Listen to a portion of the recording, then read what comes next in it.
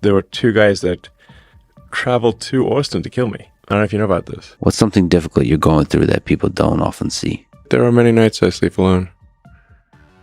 I don't have to, but I do. Your son is dead. So my son Xavier is dead. You spent 2 years shadowing him. What did you learn that we didn't already know about Elon Musk? If money buys happiness, then Elon Musk should be the happiest man alive. But behind that $400 billion fortune, he's living a nightmare you'd never trade for. Most of us are barely hanging on. Bills piling up, jobs stealing our time. Musk's wealth, the ultimate escape. $400 billion. To us, that's not just cash. That's power to wipe out every worry and buy whatever our hearts desire. You've pictured it. We all have. But Elon's got all of that. Billions to burn, empires to run. And yet he's still trapped in what can only be described as a modern-day dumpster fire. 80-hour work weeks that would break anyone. A personal life ripped apart by tabloids and trolls. A life full of pressure that none of us can relate to. He's got the wealth we all crave. But at what cost? One tweet, 11 words, leaves Wall Street flipped on its head. August 7th, 2018, 12:48 p.m. Elon Musk's thumbs tap out 11 words from his phone. I'm considering taking Tesla private at $420. Funding secured. Tesla's stock jumps 11% in hours. Wall Street scrambles. Short sellers bleed $1.3 billion. He thought the Saudi Public Investment Fund had his back. $70 billion to go private. But it was just talk. No deal had been struck. The SEC calls it fraud and sues Musk. Cough. First word is suck, third word is cough. The cost. Many sleepless nights, a $20 million fine and his chairman title. Something that money can't buy him back. Now, most people would have learnt from this mistake. But Elon Musk isn't like most people. Unable to stop himself and with the world watching, the stream of tweets would continue. Money, titles and family already lost, but what was next would finally leave Elon shook. In June of 2020, high school student Jack Sweeney, a Florida teen obsessed with Musk's company SpaceX, launches a brand new Twitter account, Elon Jet. Sweeney uses bots to pull public flight data in order to track Musk's Gulfstream plane. Every takeoff, every landing, LA to Texas, Bay Area to wherever, tracked on X and in real time. By 2021, the account has over 500,000 followers, a live map of Musk's life for fans, investors, and haters still living in their mother's basement to stalk.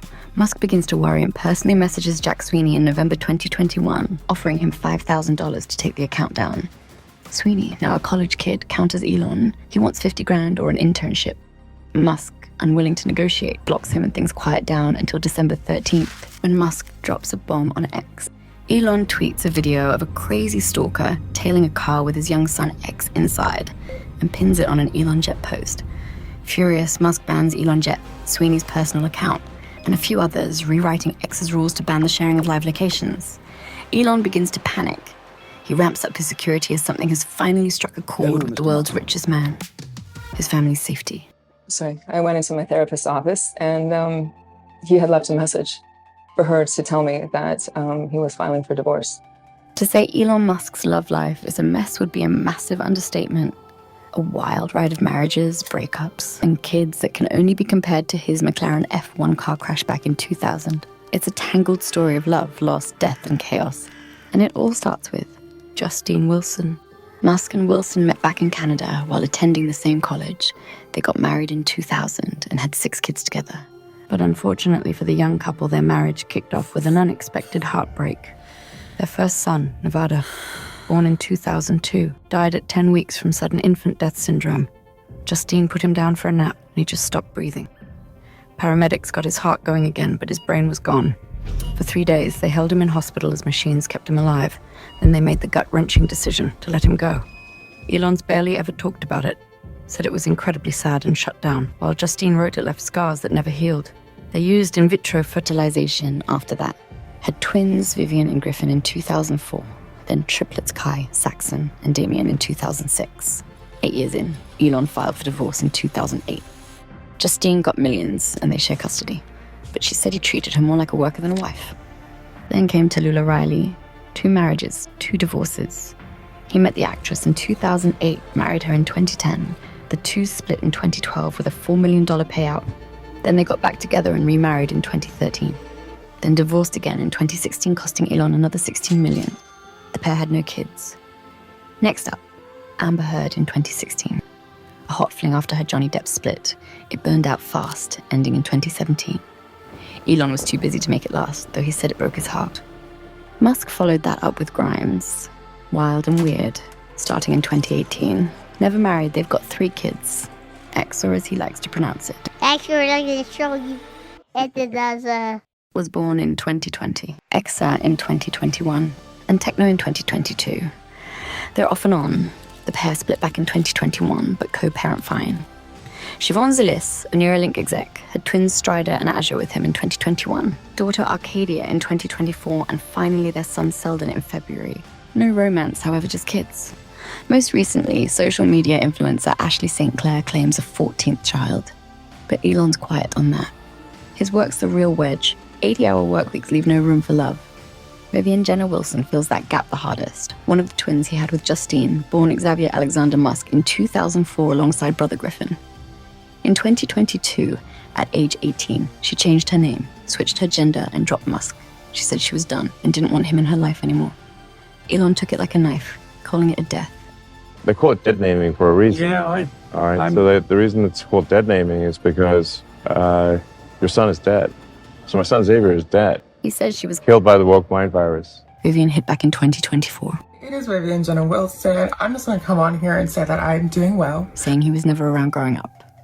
He was a ghost. She says she saw him maybe 10 days a year.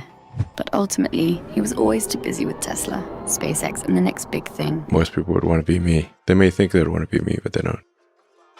So why is Elon's life so terrible? Well, when we think of billionaires, we see big houses, private jets, yachts in fancy places, maybe even an island. It's this picture of wealth and freedom that's been built by the media and played out in our dreams. Names such as Jeff Bezos, worth $220 billion, spends $788 million on homes. Bezos owns a $500 million yacht and sails to St. Bart's with girlfriend Lauren Sanchez. Mark Zuckerberg's $220 billion fortune has bought him 1,600 acres in Hawaii. The property even comes complete with a bunker. He has also spent $1.4 million on a Pagani Huayra that goes over 230 miles per hour. These two show what billionaires are, the definition of luxury and freedom. While Bezos and Zuckerberg jet off to tropical coasts, the world's richest man can't stand vacations, calling them overrated on X, and he's got his reasons. Back in 2000, Musk decided to take a break with his new wife, Justine. They planned 2 weeks away, first Brazil to see his cousin, then South Africa for a wedding and some downtime. He thought he'd earned a rest after years of hard work. Things flipped fast while on a safari in the South African leg of the trip. Musk contracted malaria. He didn't notice until he got back to California, when he started feeling dizzy, cold, and began to vomit. He ended up in a Palo Alto emergency room, and his situation began to intensify. Doctors didn't know what was wrong at first, and he was slipping away, barely hanging on. Finally, a doctor who happened to walk by a fading Musk managed to properly diagnose him just in time. Musk said he was hours from dying when they saved him. He spent 10 days in the hospital, lost 45 pounds, and took 6 months to get back to normal. Okay, so he doesn't blow cash on lavish trips and prefers to skip the beach for the grind. Sadly, our leader is obsessed with his work. But surely with all his money, he must have an incredible house, right? Well, in 2020, he made a big move, selling off all his fancy California homes, like the big ones in Bel Air and an old place in Hillsborough. He said he'd own no house, and Musk meant it.